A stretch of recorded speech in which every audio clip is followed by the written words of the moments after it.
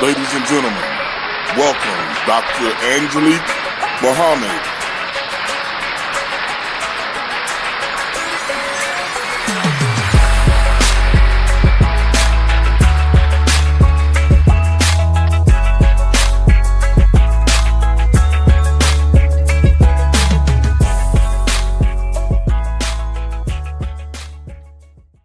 Things that occurred in my life and how I was able to get through those things because of the grace of God, the grace of support, and the grace of self-determination. So I'm going to tell you my story backwards. So not too long ago, this July, I graduated with my doctorate degree in international psychology, where it allows me to go around the world to be able to teach other people, to help people through trauma, to help people build better relationships and have effective communication skills. Prior to that, I got my master's. But while I was going through my master's, I was pregnant. But I became pregnant because I was raped. And during that time, I'm trying to go to school, I'm working, I have a 2-year-old child, and I have all these emotions going on. And so every day, I'm rubbing my belly and telling myself, Mom and Daddy love you, Mom and Daddy love you, Baba and Daddy love you. Because I know that what I feel, my child feel. And I didn't want my child to be hindered because of what occurred to me. 3 months into my pregnancy, I was told I was losing my baby. And the doctor told me, well, you have to keep your child for 2 weeks in order for it to dissolve or do something before we can take it. So I had to walk around 2 weeks, going to school, taking care of a child and working, knowing that the child inside of me is dying. I didn't know what to do. But what I knew I had to do was go to school, take care of my child, and work. So on the inside, I was breaking down. I didn't feel good because I'm like, I'm going through this again. But this was the first time I lost a child. Prior to that, I was in college. I was getting my bachelor's degree. And everything seemed to be great, but I had a child my sophomore year of college. I had a child with the guy who actually raped me the second time. So when I got pregnant, we were together. He left 3 months into my pregnancy. He left and came back, and during those comeback times, not that we were together, him coming back, him just coming into my house. Him coming to feel like that he owned me. Him coming to tell me that he didn't like to be turned down. And so I was in school, trying to get my bachelor's, trying to get my education in psychology. But at home, when I come home, I was being raped. And then I had to finagle my schedule to make sure I was gone before he happened to show up, even though he wasn't living with me, because he moved out. He moved down the street with another woman. So I had to take another route because I didn't want to see him when I drove past. I didn't want to know him to be there. So I was depressed, my grades were dropping, but lo and behold, my professors had supported me. Because in order for me to get my PhD, I had to have some type of self-determination. There had to be self-determination in there. And so when I'm getting my bachelor's degree, I had support. Support I didn't even know where it was going to come from, it just came. And in that support, they allowed me to bring my son to school. Because his father told me if something happens to him while you gone and I'm asleep, it's on you. I didn't ask for me to bring my child to school. I didn't ask at all. That was something that they offered to me. I said, has this ever been done? They said, no, but it's okay. I said, okay. Well, what if my other professors don't agree? They said, they will. And so for something inside of me said, he must have talked to my other professors because I wasn't doing as well as I used to. prior to this, because when he brought me in the office and he said, "You're almost on academic probation. What is going on? This is not you. Do you have somebody to keep your baby?" And I was trying not to cry in the office, and I didn't cry. And before long, he said, "Well, just bring him to class." I'm like, "Bring him to class? I got to go to school. What are you talking about? Bring him to class, Angelic. Bring him to class." Angelic brought her baby to class after I talked to all my professors. Everybody was excited about it. I breastfed in class. I went to school. I did my work in class. It was to the point where he started walking. Now he in class walking around. I'm like, okay, we can't do this. I remember one day we were doing speeches, and someone was doing their speech, and we were in Dr. Speaker class. That was my abnormal psychology class. So my son decided he wanted to get up and I guess give a speech too, because he wanted to crawl around the class and laugh and play. And I'm like, "Get over here, get over here." So I'm trying to get him to sit down. My professor looked at me, he said, "What do you mean? She's trying to give a speech." He said, "He's fine." Okay, but he was fine. Eventually he settled down and he just played and he was okay. And eventually I did put him in daycare because he's just getting too big. He's just getting too big. But the support there, the support from my friends at the Ujima house when I didn't feel like I had anywhere to go, because the father of my child would follow me at work. He would come to my job and harass me, and he would try to come to my house and told me if I didn't pick up the phone he was coming, so I would try to hide. So I knew he'd get off in the evenings. I went to school during the day, so I would drive. I would just leave my apartment and just go drive, so I wouldn't have to see him. And so I got tired, and I went to the girls' house, and they just kept me there. And then he eventually found me, but they said, "No, you can't see him." And nobody knew exactly what was going on, but they were all there to support me. They fed me. Sometimes I didn't have food in the refrigerator that I like to eat because it would make me sick. But for some reason, there was food outside my door. My neighbors from downstairs didn't really know me, didn't know I didn't have food that I didn't like to eat, but it was food, baskets of food outside of my door so I could eat. And I said, "Oh Lord, where is this coming from?" And I just didn't question it. And sometimes my girlfriends would call me and they would just cook dinner for me, and I just go over there and eat. And my son's current godfather him and his girlfriend at the time would cook, and he would just rub my belly and then just talk to my son, and my son dancing around and jumping, and I fall asleep. And that's the only sleep I could get. And I was just so excited that I had people in my life because I was far away from my family. They didn't know what was going on because I was so embarrassed. I didn't want to tell anybody what was going on. I was ashamed. I felt guilty because in some part of me, I still loved this man and I didn't know why. And so at some point, I felt like maybe I asked for it, even though I didn't. Even though I said no, even though I screamed, even though I cried, even though I didn't want to be touched. At some point, I felt like I allowed it. And I didn't understand mentally, emotionally, or psychologically what was going on with me. I just know that this was occurring. Prior to that, before I had the baby, things were great, but we did have our red flag times. So things were happening that I didn't realize because I was just so involved in school. I was just so, excited about being with the Black Student Union and doing these types of things. I went to a predominantly white college, but we had our black moments and we enjoyed ourselves, and it didn't matter what color you were. I didn't feel it did. We all had fun together, and we worked together, and I did plays and this, and I wanted to join the swim team, but I was talked out of doing it because it was like, you're not around for me, so I didn't get on the swim team, but I stayed in theater, in which I love to do theater, even though it was a hassle all the time coming home, and it's like, you're doing this, you're doing that, but theater was giving me a scholarship, so I was staying in theater. But we don't think about those times. Even before meeting him, before going to college, as a little girl, I was molested by my best friend who was my cousin.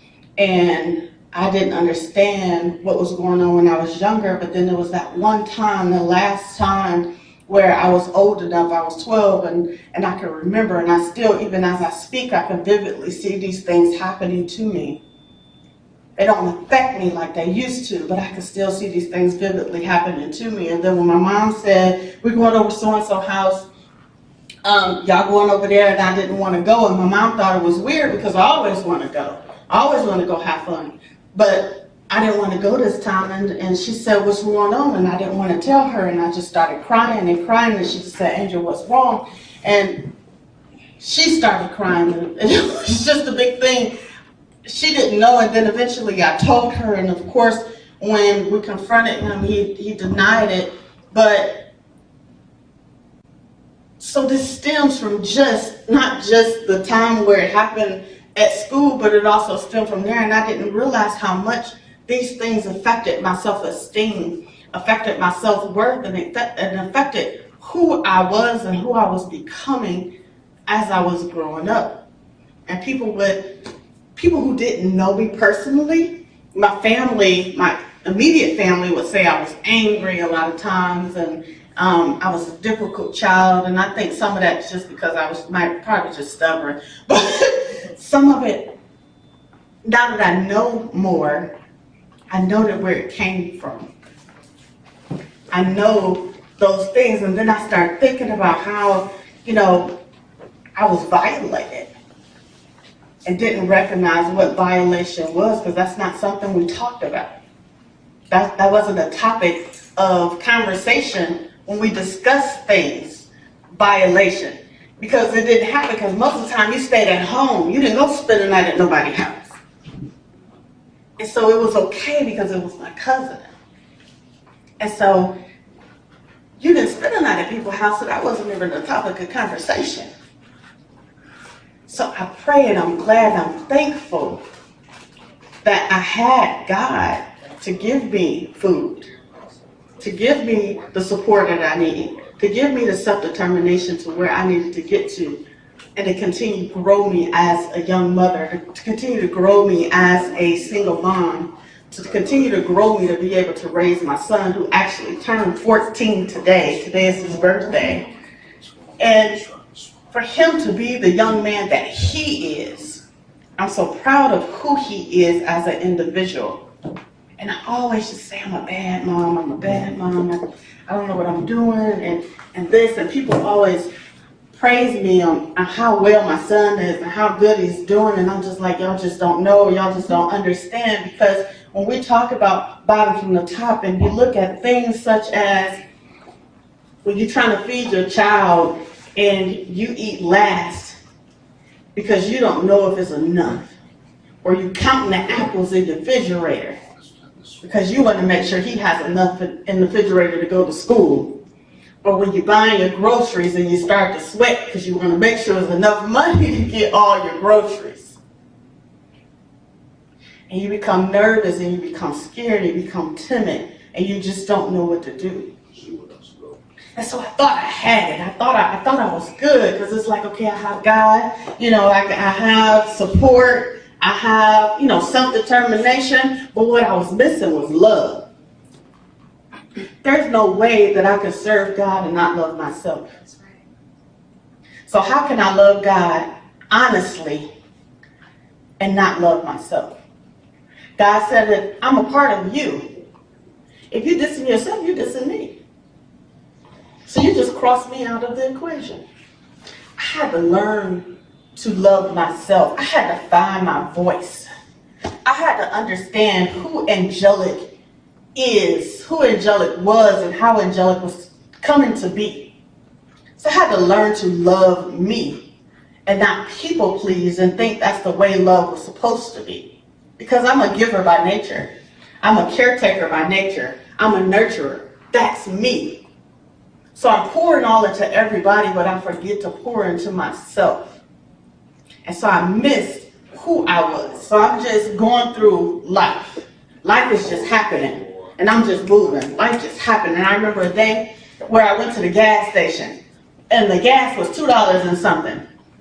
And I'm about to get gas. And I'm look over my son, I said, when did gas get $2.30 something? He said, Mama, it's been $2.30-something.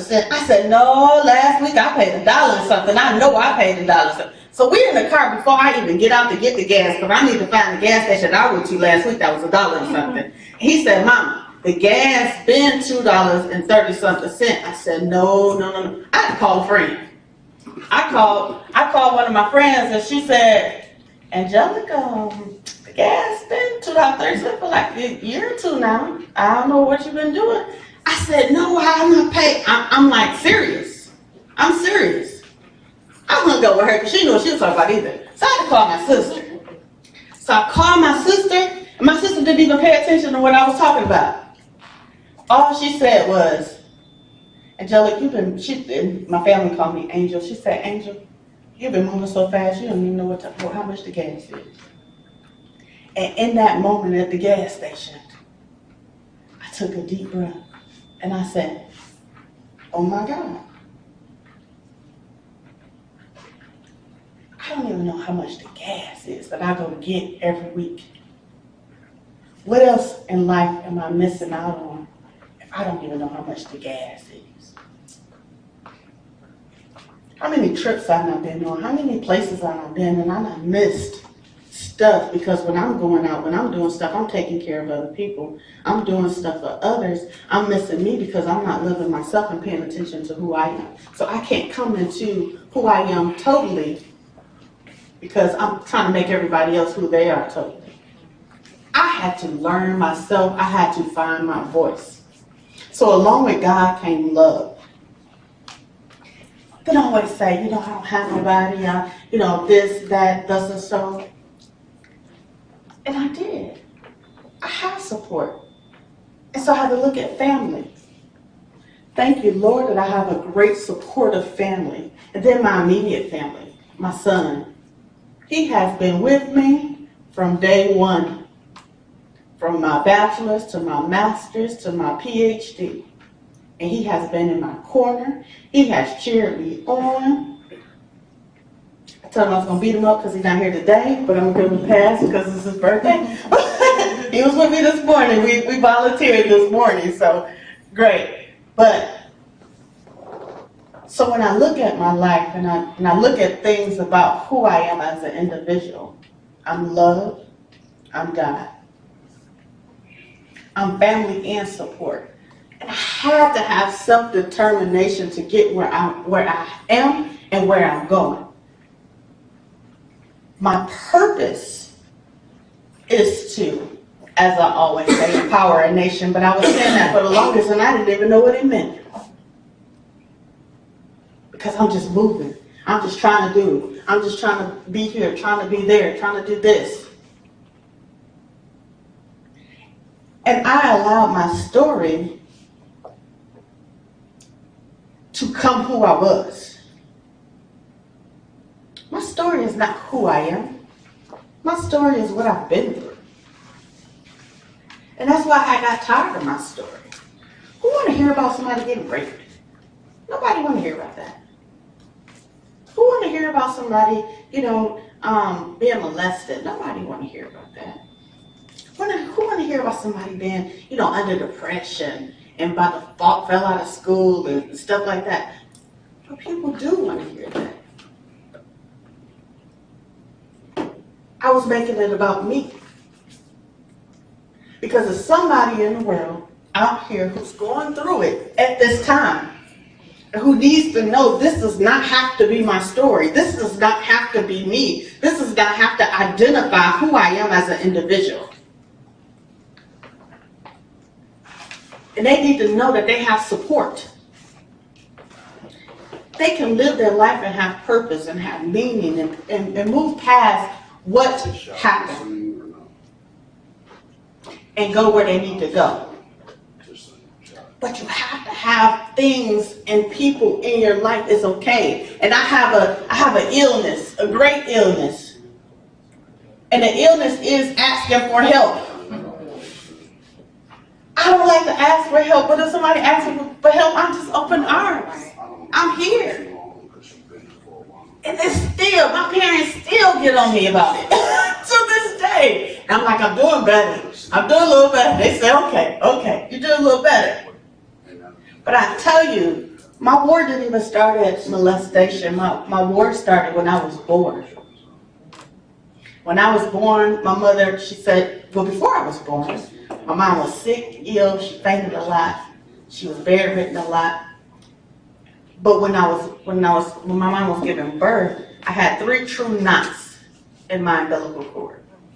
Typically, when you have 2, it's like, I think, less than 1% or so for you to live. I had 3. I was coming out blue. So I was coming out dead. The doctors asked my mom, who you want to live, you or your child? And my mom said, we're both going to live. My mama turned 63 in 2 days. She's still alive. And she's just busy. I don't know what she's doing. So my story and my trauma started, we all go through a trauma at birth. But I came out in even double trauma. I came out practically dead. So I said, if the devil was trying to kill me at birth, it must be something special about me. My mom said, angels told me to name you angelic because you're an angel, because you have purpose, but I didn't understand what my purpose was. And so through my life, I had these daggers. Through my life, I had these things that's been trying to cut me down and not be who I'm supposed to be. I have cried, I have kicked, I have screamed.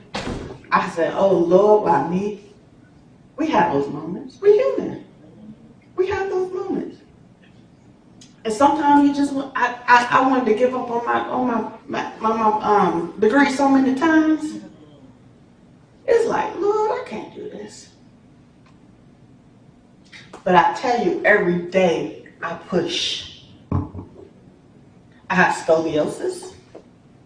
I have plantar fasciitis, but I work out all the time. You always gonna catch me in the gym. Hey, I do Stone Mountain all the time. I don't let it stop me.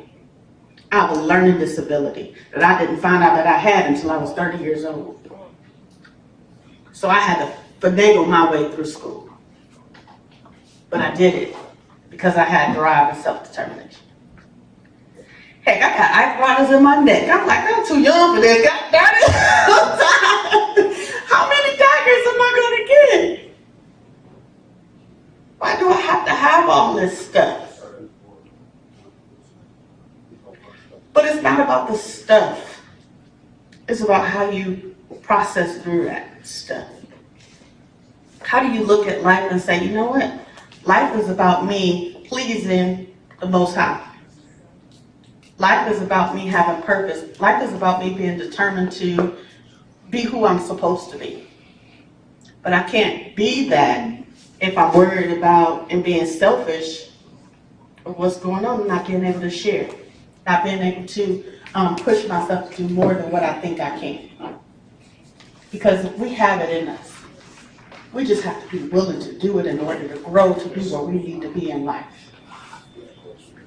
And so my mission has always been to empower a nation, and I'm able to do that. Right now I run a program. It's called International Trauma Coaching Program, where I teach people about trauma. And I work with people on their own personal trauma. And we're scheduling our first trip next year to go back to Africa to be able to implement what we're doing and be able to teach other people about, teach and learn, I should say, about trauma. And so many other countries have signed on that want to do this with me, like Honduras and Australia and Sierra Leone and other countries, for me to be able to go and be able to teach and to bring groups from America to be able to do that. And I'm so excited about that. And so not only do I do that, but I'm also a life coach where I help move people to their purpose. So through my story and through what I do and through my education, because we're going to use this education because I've been doing this for too long, I'm able to help other people grow. And that's what it's about. If you're in this world today, it's important for you to help other people grow. Because if you help somebody else grow, it helps you grow. It's so much that I learn from my clients. It's so much that I learn from people that I meet, that I talk to. I say, oh, you just helped me. We helping each other because that's what it's about. It doesn't matter if I was a millionaire. If I'm not helping anybody, I'm stagnant. I'm not happy. I'm lonely. I got a lot of money. My bills might be paid, but I'm but I'm lonely and stagnant. It's about growth. So with God and love, with family and support, and with self-determination, I'm here to be the best angelic, the best doctor that I can be to be able to help others. And that's my life mission, that's my purpose, and that's what I'm going to do from today and here out. And I thank everybody who joined today to listen to the various speakers on the Bottom to the Top tour, to hear their stories, because there's going to be one of us that's going to catch something, and they're going to grow through what we said. And so I say thank you, thank you, thank you. Continue to learn, continue to grow, and to continue to be beautiful people. Thank you.